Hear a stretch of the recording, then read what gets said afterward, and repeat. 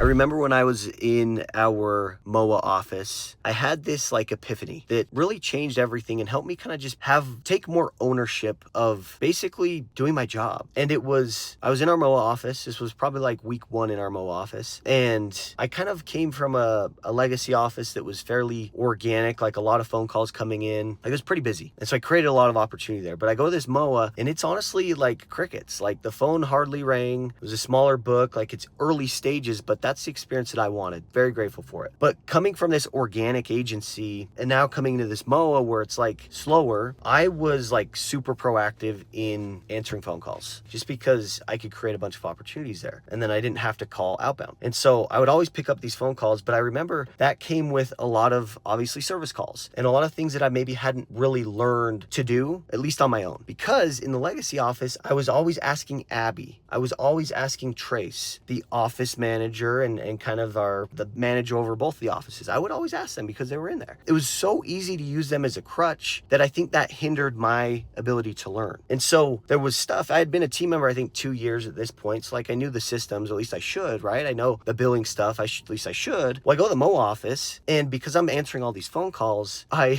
realized how much I actually didn't know about the service side of things, right? Because I was always just having an Abby or Trace that I could ask. And then I was like, holy cow, like what do I do here? And I remember I had the epiphany and it was this. Well, what in the world does Trace do if he doesn't know? What does Abby do if she doesn't know? They pick up the phone and they call and they figure it out. And then I was like, oh my gosh. And so then I start doing that. And I'm telling you, that's when I learned very fast. And it became such a powerful thing for me. Like I didn't have to have this system stuff, all this stuff weighing in my mind day to day, but it allowed me to I already knew it. And so then I knew I could focus more on like creating sales opportunities and less on trying to figure all this out. That was really cool. So if you're an office manager or manager, someone that people go to ask questions, instead of just giving them the answers to things, what you can do is you can say, I think I can help, but have you tried anything first? Like put it back on them, make them go out and try it first. And like you're basically conditioning them to basically when something comes up, go figure it out. Like you can do it. I have access to all the resources just like you do, but sometimes they continue to come to us and